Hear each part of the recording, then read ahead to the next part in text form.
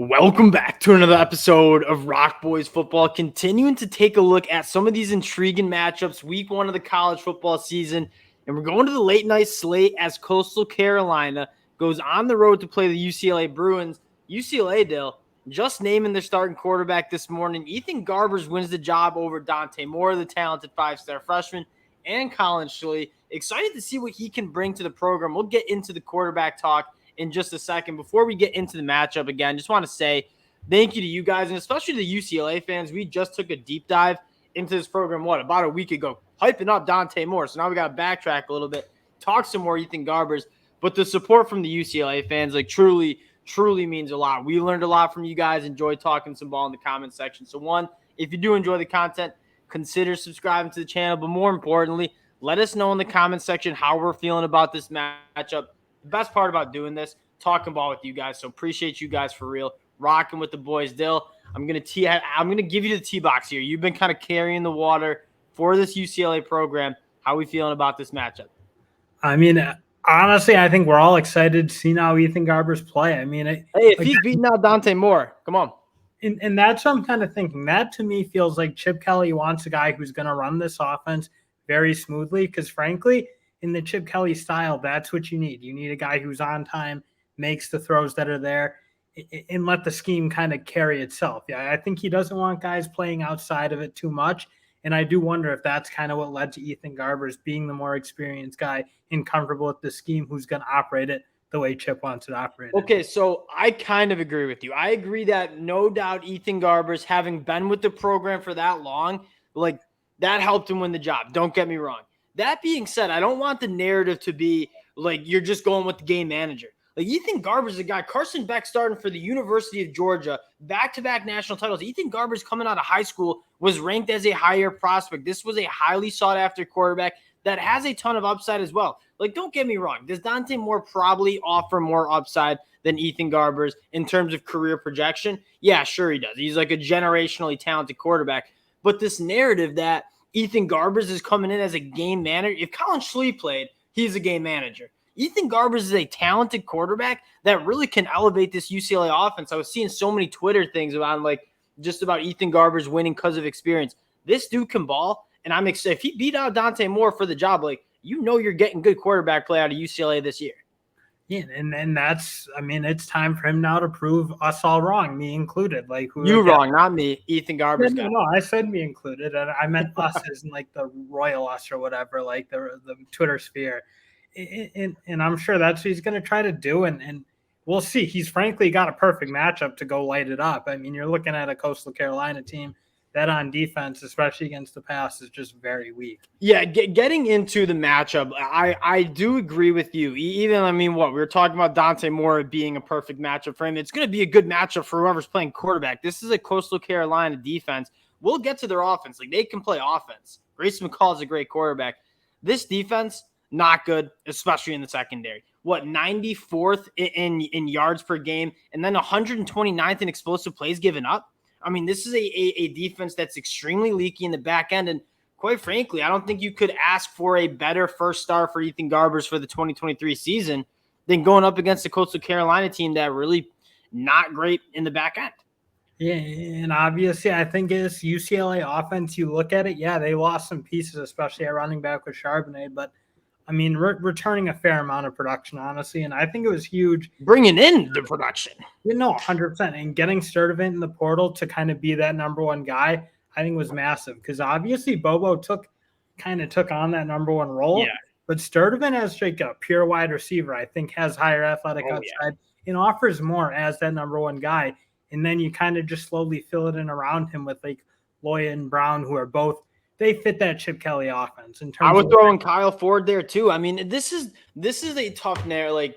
I think another narrative is you lose DTR, you lose Zach Charbonnet, and I think on paper to maybe a casual or someone who doesn't follow UCLA extremely closely, you're kind of saying, yeah, this offense is going to take a step back. You lost your quarterback, you lost a star running back. No way this offense can be good in 2023 or better than it was in 2022 and 2023. Dill, I think this is arguably the most talented offense Chip Kelly has had to work with. You're talking about J. Michael Sturdivant, who put up numbers at Cal. That's hard to do. All respect to Cal. I mean, it's hard to put up numbers at that school. He's coming into the Chip Kelly offense. I think he's going to be a massive upgrade. And that's no disrespect to Jake Bobo. He was awesome for UCLA, but it's an upgrade. Kyle Ford's coming in, former top 100 national recruit. And you mentioned it, some other guys. Then you look at the running back room, Dale. I'll let you cook a little bit because I know you love Carson Steele and how he fits into this offense. Well, what I love is that I think people look at what Charbonnet did in his production and say, oh, that's irreplaceable talent. When you look at how Chip Kelly operates a rushing attack, I mean, he was very free a lot of times. That is Charbonnet. I mean, getting 6 yards per carry, number 1 in the country. But more than that, getting 4 or 5 yards down the field without getting contacted. I mean, this scheme is very friendly to running backs. And frankly, if you look at the guys playing running back now for UCLA, they might fit the scheme a little better than Charbonnet, who, again, a bit more of a power running back, run downhill kind of guy, maybe not quite as shifty in space as a Carson Steele or TJ Harden, who are much, I'd say, quicker. Like, they're not as heavy, they're not as powerful of runners, but I do think they might have some of that ability to operate in space the way Chip Kelly wants them to. Yeah, I think that's actually a really good point. Am I going to sit up here and say Carson Steele is better than Zach Charbonnet? No, probably not. Is Carson Steele a better fit than Zach Charbonnet in the UCLA offense? I think that's a different story that I think you could have an argument that that's true. I guess the only question mark for this UCLA team is if the transfers come together on the offensive line. They go heavy to the portal, a lot of group of 5 guys.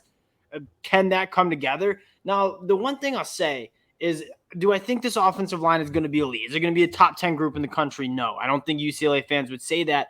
And Chip Kelly runs an offense that he designed offensive football at a school like Oregon, who just couldn't recruit offensive linemen at the level of like an Auburn and Alabama. And that's why he was able to go on and take on those teams and be competitive, because he made an offense that fit that personnel. It's not relying on big, heavy physical offensive lines like a Michigan or Georgia. It's relying on the scheme, getting guys to operate in space. And yeah, you're right. Like, as much as this offensive line doesn't look like it's going to be one of the better in the Pac-12, it really doesn't need to be, and it's never needed to be for Chip Kelly. Yeah, and I mean, the ball gets out quick. You're not having to pass protect for 4 or 5 seconds. The ball's going to get out quick. I don't see the offensive line necessarily holding this group back. Now, Dale, I am going to actually give you the T-box here. Coastal Carolina, what are we, 7 minutes 30 in, haven't talked to any Coastal Carolina. That's on us. Let's highlight Coastal Carolina, and there was not much to hype on the defense side of the ball, being quite honest. The defense, not great. Though, the offense, though, Grayson McCall is one of the sharper quarterbacks in the whole entire country, one of the most accurate quarterbacks in the whole entire country. This UCLA defense, you have been texting me pretty much all nonstop the last couple of weeks about how high you are on this group. I'll tee you up. Let's hear about this UCLA defense. In this game, this is where you can probably learn something about UCLA. Realistically, if they go score 50 points against this team, that's not going to make me feel any different about UCLA than I felt at the beginning of the year. If they can do a really good job shutting down this quick passing game that Coastal Carolina's kind of can run, and again, you mentioned it, Grayson McCall, he gets the ball out quickly, he gets it on time, and he's very accurate.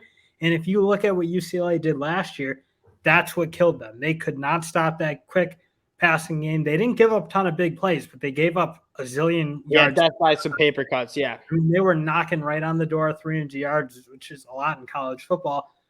And that's what I'm looking for. Can D'Anton Lynn come in with an answer? And I love bringing in a Baltimore Raven former coach. That's Michigan obviously did that with McDonald, then Minter. He took that pedigree from the Ravens, and he transformed that Michigan defense.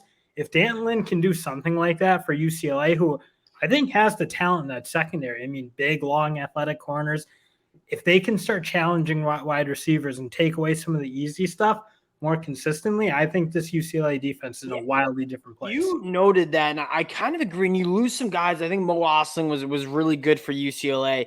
But when you watch them on the tape, it's a good-looking group that you just would kind of want them to just be a little bit more aggressive. Ask your corner, ask your secondary to do a little bit more. Now, if you do have question marks about the secondary, there's one way, and I think I've said this a couple times, so UCLA fans, if I've said this in the past, I'm sorry I'm repeating myself. Georgia went into that 2021 year with Kirby Smart saying, hey, I don't think we got the guys in the defensive backroom. I don't think we have good enough secondary. Didn't end up mattering because that front seven was so dominant with the pass rush. It's the best way to hide a secondary. So even if the secondary is not as good as you want it to be, though, I think you're looking at a front seven, specifically that defensive line, that might have one of the better pass rush, not only in the Big 12, or the Pac-12, but in the whole entire country. Yeah, and you look at it, it's led by Latu, and he, for my money, doesn't get nearly the respect he deserves. Like, when you're talking number one edge rushers in the country right now, if you're not talking about him, like, you're not watching football, obviously. And then, obviously, you follow that up with the Murphy brothers, who can both very much play. This should be a very formidable unit, and frankly, I expect them to dominate this Coastal offensive line. Just talent to talent. I think this unit's going to be way too much. That's the problem with some of these group of five schools that have had some success, like Coastal Carolina, is a lot of their guys in the trenches, like, they get poached. And so, like, when you look at this Coastal team, it's like you have some question marks about can they hold up against some elite caliber, some NFL caliber guys on UCLA's defensive line. Massive, massive question mark. I'll say this about Liatu. He's a guy that I know there's going to be some NFL teams that are going to flag him for the medicals.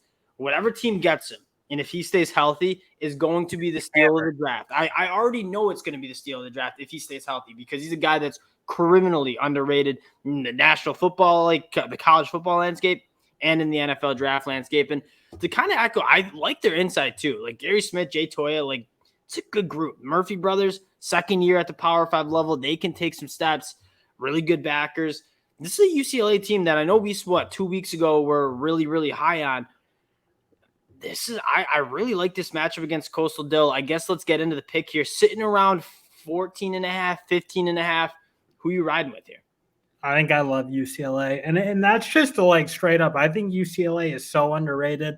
I think they're going to be just too much up front, frankly. And again, I think UCLA is always going to score. We know they're going to score against Coastal. It'll be, can that defense prevent Coastal from scoring the points to keep up? And I just think when you have that good of a defensive line, and I think it should play better, frankly, than it did last year, because all the key guys are back.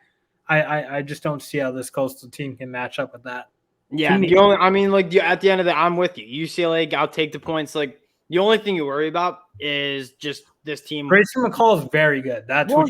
You do worry about Grayson McCall and him putting up points. I think UCLA is going to put up enough points. Now, can the defense slow down Grayson McCall, and then the second just sleepwalking into these non-conference games? Chip Kelly's crew sometimes does do that. If they are like, I think they're going to be woken up. They started off so bad last year, just like totally sleeping through games. I don't think that's going to happen again. And I also think like the fact that this isn't Bowling Green, like Bowling Green was not this is a quality. There's a reason this line is inside of 3. Like, this is going to be a solid game. I think we probably didn't show enough respect to Coastal Carolina over the last 13 minutes. It's a good Coastal Carolina team. So if UCLA comes and they're focused, like, give me the Bruins, because I'm with you. I don't think the public, I don't think the books, I don't think anyone's on this UCLA team. The boys are on this UCLA team heading into 2023. Again, appreciate you guys rocking with the boys. If you do enjoy the content, again, consider subscribing to the channel. Can't thank you guys enough for all the support y'all have shown, and we'll talk to you guys later. Peace.